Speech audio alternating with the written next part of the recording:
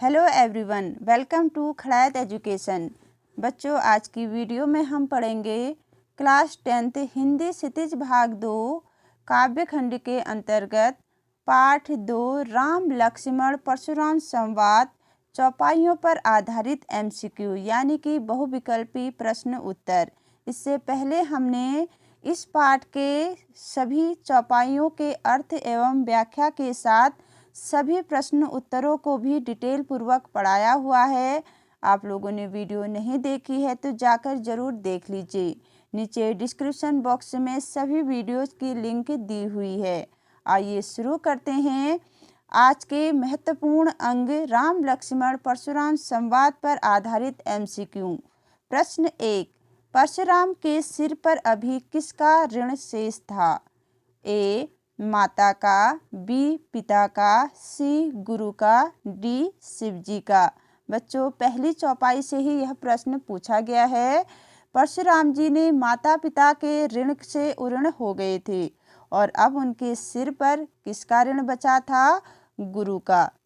बच्चों, इन सभी प्रश्नों के उत्तर लास्ट में दिए गए हैं। आप इसमें अपना सेल्फ टेस्ट लीजिए जिससे आपको पता चलेगा कि आपके बोर्ड एग्जाम की तैयारी कैसी हो रही है। अगला प्रश्न है, लक्ष्मण ने ऋण चुकाने के लिए परशुराम से किसे बुलाने के लिए कहा? ए किसी मध्यस्थ को, बी हिसाब किताब के जानकार को, सी अपने गुरु को और डी राज दरबारियों को।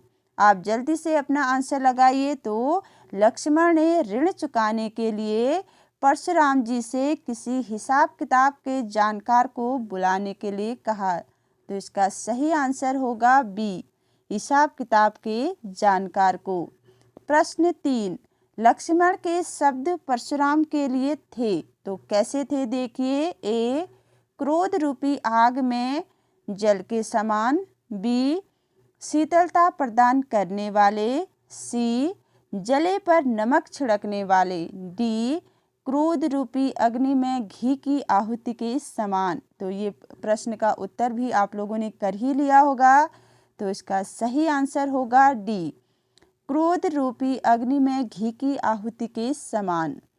अगला प्रश्न है बच्चों नंबर 4, राम के वचन परशुराम के लिए कैसे थे? ए जल के समान शीतल, बी शहद के समान मधुर, सी नीम के समान कड़वे या डी कड़वी ककड़ी के समान। तो राम के वचन परशुराम जी के लिए कैसे थे?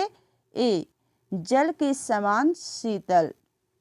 प्रश्न 5, इस संवाद में कौन सा गुण है? ए माधुर्य गुण, बी ओज गुण, सी प्रसाद गुण या डी इनमें से कोई नहीं। तो इस संवाद में ओज गुण है बच्चों। ओज गुण होता है उत्साह और उमंग का प्रतीक। तो इसका सही आंसर होगा बी ओज गुण।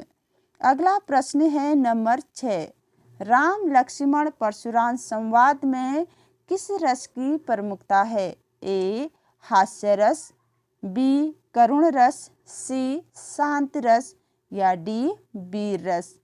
तो राम लक्ष्मण परशुराम संवाद को पढ़ने के बाद आपके मन में किस रस की अनुभूति हो रही है? तो इसका सही आंसर होगा वीर रस। प्रश्न 7, राम लक्ष्मण परशुराम संवाद में किस शब्द शक्ति का प्रयोग है? ए अभिधा, बी लक्षणा, सी व्यंजना या डी इनमें से कोई नहीं। तो इसका सही आंसर होगा सी व्यंजना। अगला प्रश्न है बच्चों नंबर 8, तुलसीदास का जन्म कब और कहाँ हुआ? ए तुलसीदास का जन्म सन 1532 ईस्वी में उत्तर प्रदेश के बांदा जिले के राजपुर ग्राम में हुआ। बी इनका जन्म सन 1585 ईस्वी में बनारस में हुआ। इनका जन्म सन 1432 में उज्जैन में हुआ और डी इनका जन्म सन 1532 ईस्वी में जयपुर राजस्थान में हुआ। तो आप सभी ने इसका आंसर लगा लिया होगा। इसका सही आंसर है ए तुलसीदास का जन्म 1532 ईस्वी में उत्तर प्रदेश के बांदा जिले के राजपुर ग्राम में हुआ। अगला प्रश्न है 9, तुलसीदास किस शाखा के प्रतिनिधि कवि थे? बहुत ही आसान क्वेश्चन है। ए वल्लभ मार्गी, बी शिव मार्गी, सी कृष्ण मार्गी या डी राम मार्गी? तो इसका सही आंसर होगा डी राम मार्गी शाखा। अगला प्रश्न है बच्चों नंबर 10। इनमें कौन सी रचना तुलसीदास जी की नहीं है? ए रामचरितमानस, बी सुदामा चरित, सी कवितावली, डी विनय पत्रिका? तो इसमें से तुलसीदास की रचना कौन सी नहीं है? बी सुदामा चरित। अगला प्रश्न है बच्चों 11। राम लक्ष्मण परशुराम संवाद रामचरितमानस के किस कांड से लिया गया है? बच्चों कंपटीशन की दृष्टि से तो ये क्वेश्चन बहुत इम्पोर्टेंट है, इसे अच्छे से समझ के याद कर लीजिए, ये हमेशा के लिए आपके काम आएगा। ए अरण्य कांड, बी लंका कांड, सी बाल कांड या डी उत्तर कांड? तो राम लक्ष्मण परशुराम संवाद सी बाल कांड से लिया गया है। कौन सा है? सी। अगला प्रश्न है बच्चों नंबर 12। तुलसीदास ने अपने काव्य में किस भाषा का प्रमुखता से प्रयोग किया है? ए ब्रज भाषा, बी अवधी भाषा, सी खड़ी बोली या डी राजस्थानी भाषा? तो तुलसीदास ने अपने काव्य में सबसे अधिक अवधी भाषा का प्रयोग किया है और कहीं कहीं पर ब्रज भाषा का प्रयोग भी किया है, लेकिन रामचरितमानस में तो पूर्ण रूप से अवधी भाषा का ही प्रयोग किया है। बच्चों रामायण की रचना संस्कृत भाषा में हुई है, जिसके रचयिता है वाल्मीकि जी। प्रश्न 13। शिवजी के धनुष तोड़ने वाले की तुलना परशुराम ने अपने किस शत्रु से की है? सहस्त्रबाहु, घटोत्कच, सी कर्ण, डी दुर्वासा ऋषि? तो किससे की है? ए सहस्त्रबाहु से। अगला प्रश्न है बच्चों नंबर 14। राम लक्ष्मण परशुराम संवाद में किस घटना के कारण विवाद हो रहा है? ए अपनी अपनी वीरता प्रदर्शन को लेकर, बी शिवजी के धनुष के टूटने के कारण, सी लक्ष्मण की उदंडता के कारण या डी परशुराम के बड़बोलेपन के कारण? तो इसका सही आंसर आप लोगों ने लगा लिया होगा। इसका सही आंसर होगा बी शिवजी के धनुष के टूटने के कारण। अगला प्रश्न है बच्चों काछति लाभ जून धन तोरे। यहाँ जून शब्द का क्या अर्थ है? ए जून का महीना, बी जीर्ण, सी जून का धनुष, डी सम्मानित? तो इसका सही आंसर होगा बी जीर्ण। बच्चों जून का तत्सम शब्द होता है जीर्ण। प्रश्न 16। राम ने धनुष किस धोखे से छू लिया था? ए धनुष बहुत मजबूत है, बी धनुष एकदम नया है, सी धनुष उसमें उठेगा नहीं, डी धनुष बहुत भारी है? तो आप लोगों ने आंसर जल्दी से लगा लिया होगा। इसका सही आंसर होगा बी धनुष एकदम नया है। अगला प्रश्न है बच्चों नंबर 17। परशुराम ने अपनी भुजाओं के बल से कर दिया। तो क्या कर दिया? देखिए ए धरती को क्षत्रियों से रहित, बी क्षत्रियों का पालन, सी गरीब लोगों की सहायता, डी विश्व विजय? तो बच्चों आपने अपना आंसर लगा लिया होगा। परशुराम जी ने अपनी भुजाओं के बल पर धरती को क्षत्रियों से रहित कर दिया। इसका सही आंसर है ए। प्रश्न 18। तर्जनी देखकर कौन मर जाता है? ए कायर व्यक्ति, बी कुम्हड़ी बतिया छुई मुई, सी अहंकारी व्यक्ति या डी काशी फल? तो बहुत आसान सा क्वेश्चन है बच्चों। इसका सही आंसर है कुम्हड़ी बतिया छुई मुई। बच्चों छुई मुई का एक पौधा होता है जो बहुत कोमल होता है, बिल्कुल तर्जनी उंगली लगाते ही वह मुरझा जाता है। अगला प्रश्न है बच्चों 19। रघुकुल के लोग किन किन पर दया करते हैं? ए गरीबों पर, बी महिलाओं पर, सी ब्राह्मणों पर, डी देवता ब्राह्मण ईश्वर के भक्त व गाय पर? तो इसका सही आंसर होगा डी रघुकुल के लोग देवता ब्राह्मण ईश्वर के भक्त व गाय पर दया करते हैं। प्रश्न 20। कौशिक किसे कहा गया है? परशुराम को, विश्वामित्र को, सी जनक को या डी राम को? तो कौशिक कहा गया है, बी विश्वामित्र को। अगला प्रश्न है बच्चों 21, रामचरितमानस कितने कांडों में विभक्त है? बच्चों ये प्रश्न बहुत इम्पोर्टेंट है, कंपटीशन में बार बार पूछा जाता है, तो इसे अच्छे से याद कर लीजिए हमेशा के लिए। ए 7, बी 5, सी 3 या डी 8? तो रामचरितमानस की 8 बच्चों कितने 7 कांडों में विभक्त है। रामचरितमानस में 7 कांड है।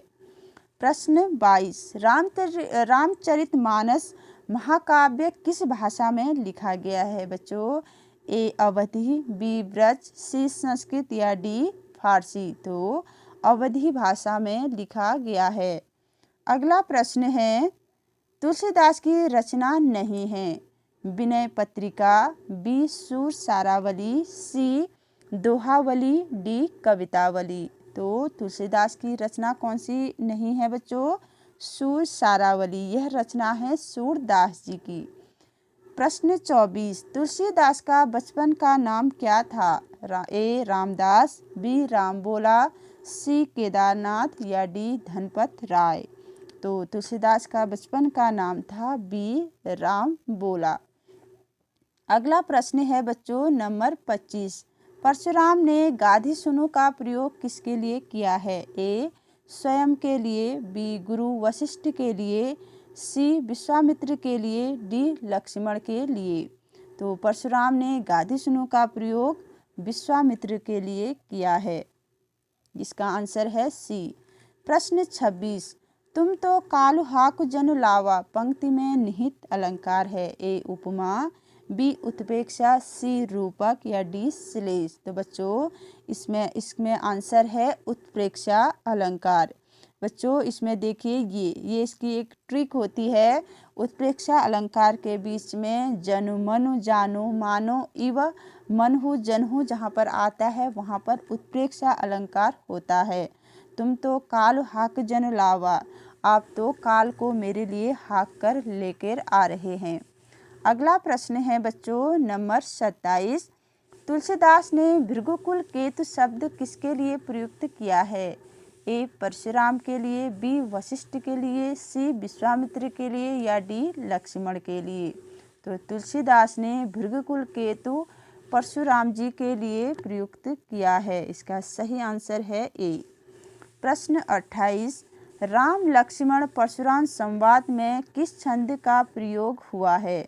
ए सवैया, बी चौपाई, सी दोहा या डी चौपाई व दोहा? तो राम लक्ष्मण परशुराम संवाद में चौपाई व दोहा दोनों ही छंदों का प्रयोग किया है। इसका सही आंसर होगा डी। अगला प्रश्न है बच्चों 29, राम लक्ष्मण परशुराम संवाद में किस रस की प्रमुखता है? बच्चों ये क्वेश्चन रिपीट हो गया है, तभी लगा लीजिए आप अपना आंसर। ए हास्य रस, बी करुण रस, सी शांत रस या डी वीर रस? तो इसका सही आंसर होगा वीर रस। अगला प्रश्न है बच्चों नंबर 30, सहस्त्रबाहु कौन था? ए ब्राह्मण, बी देवता, सी राक्षस, डी किसान? तो सहस्त्रबाहु के बारे में चौपाई पढ़ाते समय मैंने आपको छोटी सी कहानी सुनाई थी। तो सहस्त्रबाहु एक राक्षस कुल का प्रतापी शासक था। तो इसका सही आंसर होगा सी सहस्त्रबाहु। बच्चों आगे इसके सारे आंसर्स दिए गए हैं, आपने जो आंसर लगाए हैं आप इसे मैच करके देख लीजिए और कितने आंसर सही हुए आपको कमेंट बॉक्स में ज़रूर लिखने हैं। तो बच्चों कैसी लगी आपको ये वीडियो? पसंद आए तो लाइक कीजिए, शेयर कीजिए और सब्सक्राइब करना मत भूलिए। अगर कोई आपके डाउट्स है तो आप कमेंट बॉक्स में लिखिए, मैं कोशिश करूँगी कि आपके सारे डाउट्स क्लियर हो सके। तो मिलते हैं अगले वीडियो में। Thank you.